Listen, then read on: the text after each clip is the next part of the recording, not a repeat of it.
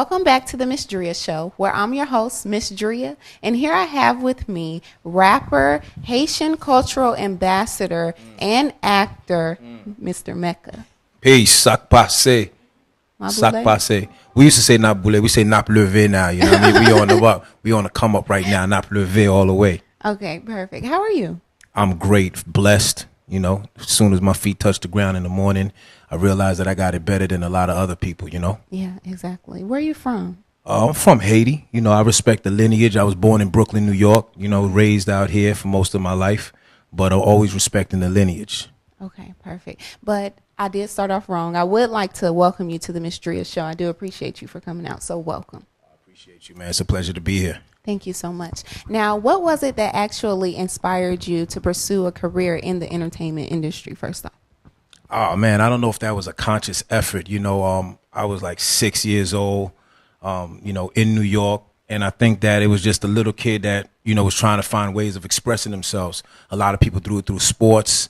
A lot of people do it through, you know, just whatever talents that God gives you, you know, depending on when you find out about these talents. And I was just a kid that loved to write, loved to express myself. And thank God for music and thank God for hip hop. You know, that I feel that saved my life. You know, it gave me a platform. It gave me a path so that I could do just that, express myself and teach and educate and entertain. So it was music that came first. It was definitely music. Yeah, it definitely was music. Definitely was music. Okay, perfect. Now, you were actually on Wyclef's label. What was that like? It was a great experience, man. I learned a lot from Clef, you know, refugee status, refugee camp. Like we did a lot of great things. We traveled, and I think I learned a lot of the business through, you know, watching somebody that was already had both feet in the door, doing it real big.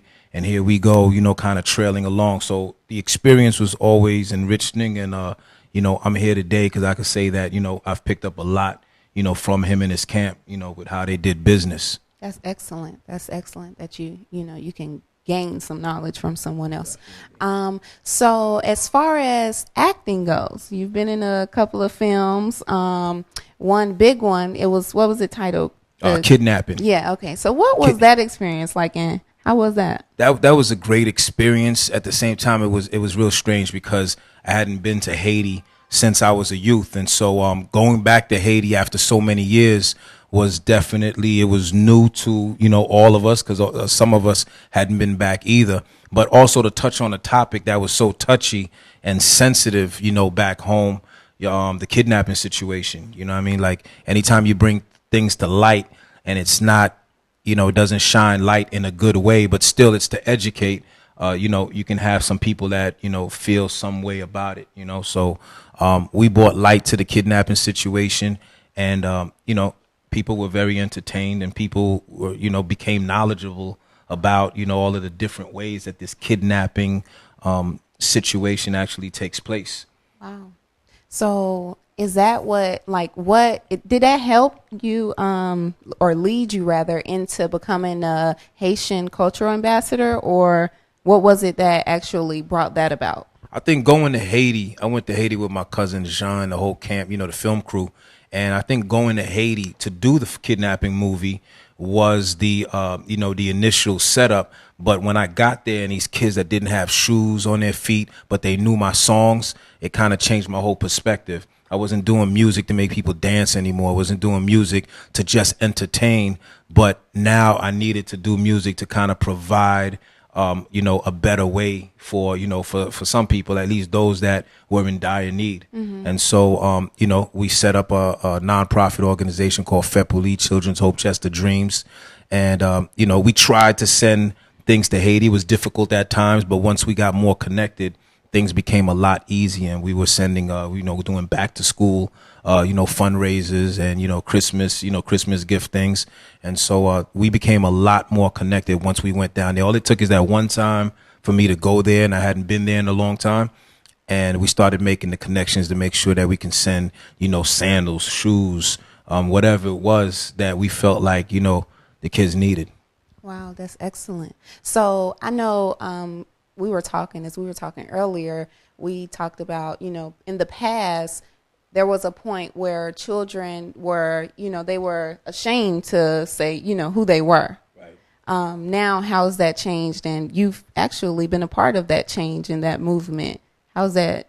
What does that feel like to you to be a part of that change? Now people are actually going around and, they proud to claim who they are. Nah. I mean, I didn't do it by myself, but I'm definitely glad to be a part of that movement where, because long ago, being Haitian was like a curse.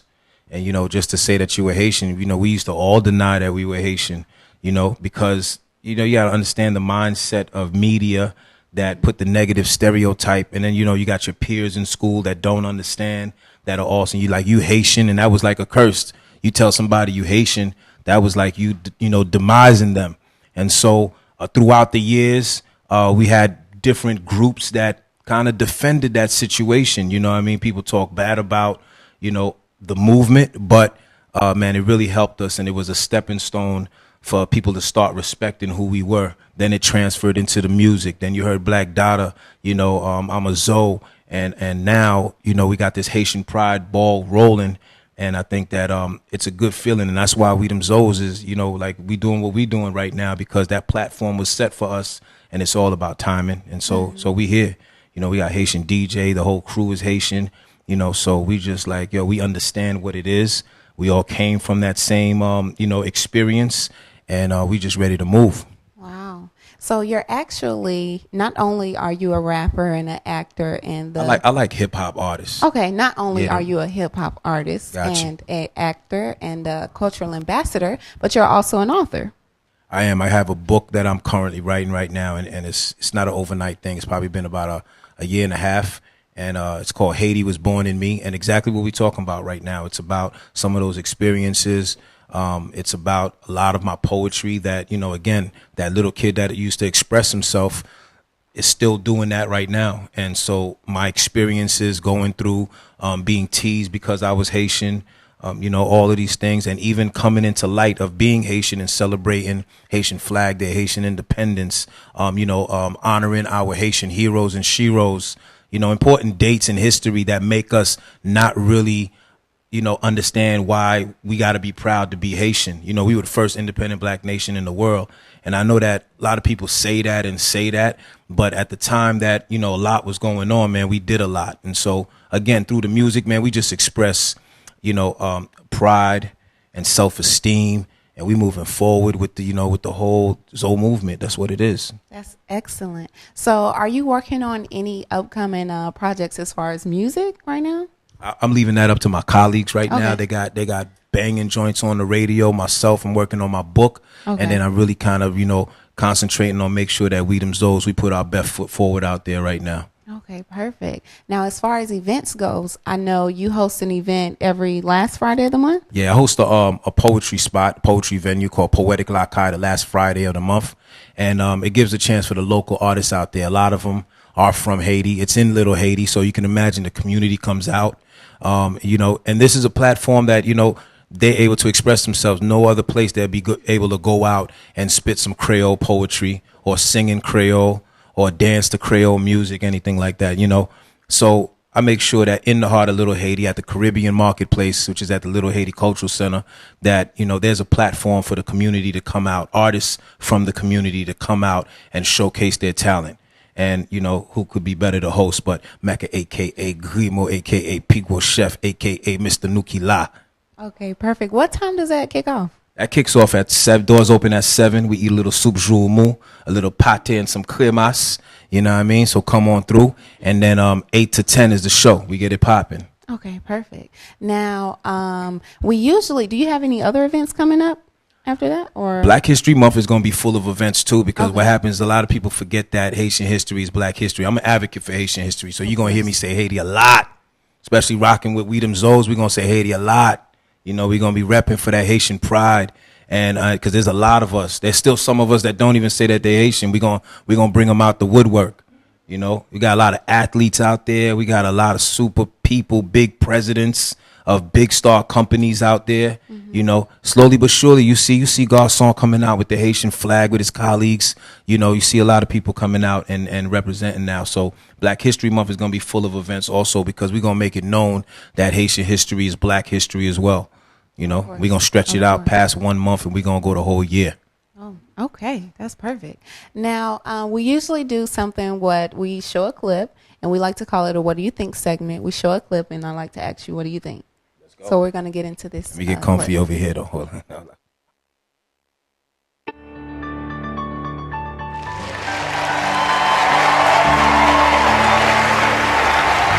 As we honor the extraordinary life of Dr. Martin Luther King Jr., it's important not only that we remember what he stood for, but that we pledge to continue his vision to transform our country.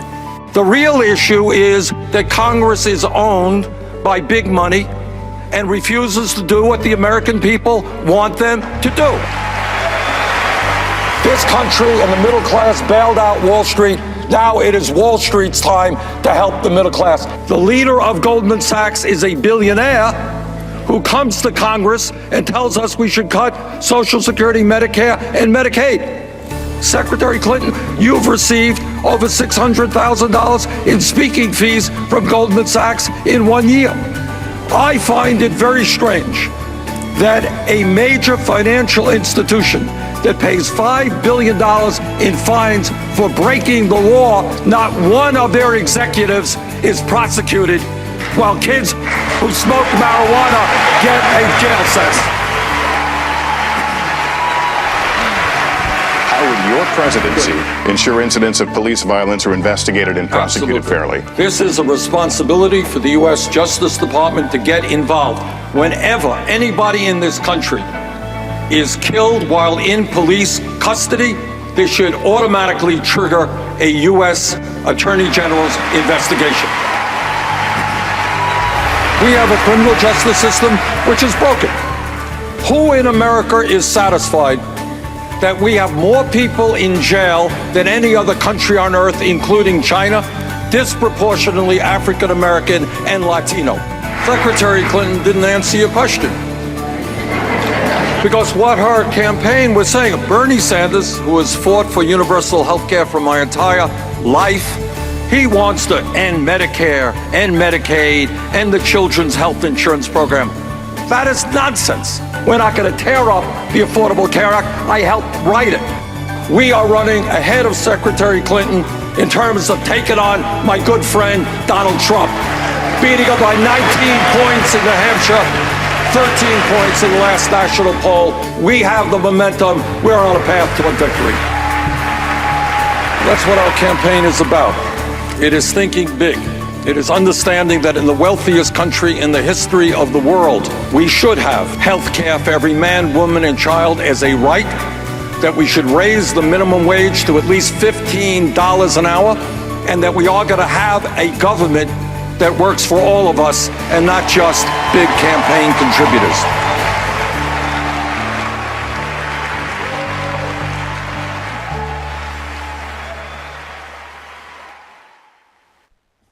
Now, welcome back to the Ms.Dria show. We all just watched that clip with Mr. Bernie Sanders speaking as far as the things that he wants to do and the things that need to be done. What do you think about that, Mecca? Man, I think that, man, that's the reason why I don't get into politics, or politricks. Everybody's got these promises when they're not in that position, but once they get into that position, all those promises and things that they say, I'm not sure these things don't go down. Mm-hmm. You know what I mean? Mm-hmm. How long has it been that we've been disenfranchised? I mean, I have to say, first and foremost, the first thing that came out of his mouth is when he said, MLK, we just celebrated Martin Luther King Jr.'s birthday. And I want to say peace, and I want to honor that man, because at a time when there was segregation and separation, he fought for peace and equality. And so he laid a stepping stone for us to, to be where we are right now. Even though some people don't feel like it's, it may have been the best thing to kind of, integrate. We should have been building our own. That's what's missing in our community, too. It's not a problem to, go to mixed schools and things like that. We fought for that. But we don't have our own also, so that exactly. So our community has a choice, whether you want to send your child to a, whatever school that is, or if you want them to go over here. We're always going to somebody else's institution. We're always working for somebody else. We have no entrepreneurial skills. What are some other points that he made? the Medicaid. He believes that Medicaid should be Healthcare. Healthcare, basically healthcare for children and men and women should be for everyone. Let me tell you, we built this country, man. Healthcare should be something that that should be for everyone. You know what I mean? But what happens is that we belong to a system where it's profitable to make people sick. And so through the food and through the vaccinations and through whatever it is, which they might spray the spot over here after we finish speaking. You know what I mean? This might be too much for the Ms.Dria show. No. But because the window, could you put down the shade, please? I feel like I'm okay a little bit right now. No. So the fluoride in the toothpaste and whatever's in the water, and look at Flint right now. Look at Flint without telling the people what's going on. Look what they do. How that wasn't on purpose and saying, oops, it's an accident. But in the meantime, how many people got lead in their body right now? Exactly. You know what I'm saying? You're talking about children. You're talking about families out there. Now, what kind of reparations is going to be done? It's too late because people got lives. You know what I mean? People have grandchildren. Whole families about to be distraught and, disseminated right now just through chemical warfare. Yeah. And that's what it is, through chemical warfare. There's different types of warfare. And so that's just one of the tactics they use. When I hear politicians speak, I try to, I hear, but I don't hear, Yeah. So, I'm not really impressed by what he's saying. He's making some good points, Clinton is, Ms. Clinton is somebody not to sleep on either, because she's got her hands, in Haiti right now, and it's not necessarily, in a favorable way, so, I'll just keep it at that right now, Well, I appreciate you. I do. I appreciate you. Do you have any social media that you would like to tell the people to follow you on and how they can keep up with you? I got lots of social media. You can find everything that I do under one name. It's at Mecca, a.k.a. Grimo. It's Mecca, a.k.a. Grimo. Whatever the social media is, you put forward / Mecca, a.k.a. Grimo, you're going to find me. Instagram, Twitter, Facebook, Tumblr, all of that stuff. Mecca, a.k.a. Grimo. We keep it consistent. We branding the name for over 15 years, and that's what it is. Perfect. I'd like to thank you so much for stopping by the Ms.Dria show, and I'd like to welcome you back whenever you have something you want to promote or you want to let the people know about. I'd like to welcome you back. Well, it's an honor to be here, sitting on the couch with you right here on the Ms.Dria show. And I'm going to be back tomorrow because I got a lot to promote. All right, we going to be back. Thanks for inviting me. Don't be surprised when I pop up. I know where you live now. I'm going to be right back at the studio, ready to promote the next thing. Okay, perfect. I thank you. Thank you so much. Peace. Please stay tuned. And when we come back, we'll have more of the Ms.Dria show. Done.